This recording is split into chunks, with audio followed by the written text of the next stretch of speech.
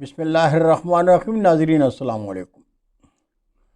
News channel Kharian gazette میں ہوں گل بخش عالم۔ کھاریاں کے شب و روز۔ کھاریاں کے شب و روز میں حالات حاضرہ میں آج مرکزی انجمن تاجران کے خلاف حکم امتناعی۔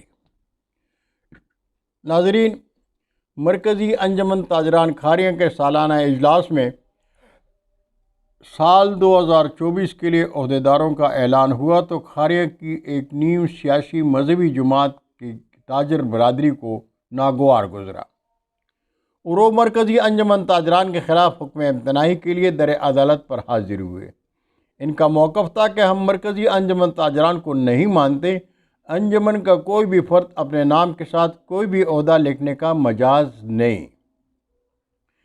یہ تو معلوم نہیں ہوا کہ عدالت نے حکم امتناعی جاری کیا یا نہیں، لیکن مرکزی انجمن تاجران کھاریاں کے ترجمان کا کہنا ہے کہ عدالت جانے سے پہلے کیا بہتر تھا کہ وہ ہمارے پاس آتے، مل بیٹھ کر بات کرتے۔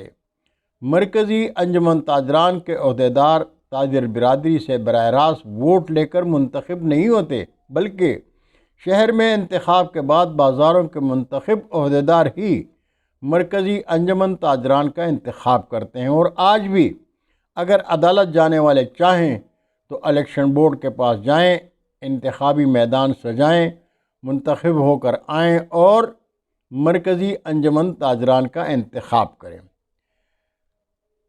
ترجمان کا کہنا ہے کہ 2014 میں شہر کے بازاروں میں تاجر برادری کے انتخابات ہوئے تھے، وہ باڈی آج بھی موجود ہے، اس لیے کہ 2014 کے بعد الیکشن کے لیے کوئی بھی تاجر گروپ انتخابی میدان میں سامنے نہیں آیا۔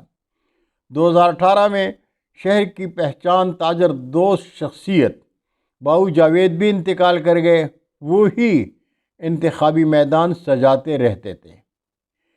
مرکزی انجمن تاجران کے ترجمان کا کہنا ہے کہ ہم آج بھی تاجر دوستوں سے کہیں گے کہ گھر کے مسئلے گھر میں حل کیے جاتے ہیں، ہمیں تاجر برادری کے الیکشن پر کوئی اعتراض نہیں، لیکن جب تک انتخابی عمل میں تاجر برادری کی نئی باڈی منتخب ہو کر نہیں آئے گی، مرکزی انجمن تاجران اور بازاروں کی تاجر تنظیموں کے عہدیدار اپنے فرائض سر انجام دیتے رہیں گے۔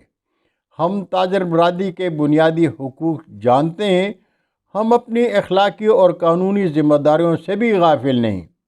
ہم یہ بھی جانتے ہیں کہ کچھ تاجر دوست کیوں ایسا کر رہے ہیں، وہ ہمارے لیے قابل احترام ہیں، لیکن یہ تو نہیں ہو سکتا کہ کیر کی دیگ ہم پکائیں تو فوٹو سیشن کے لیے انہیں کیسے بلا سکتے ہیں۔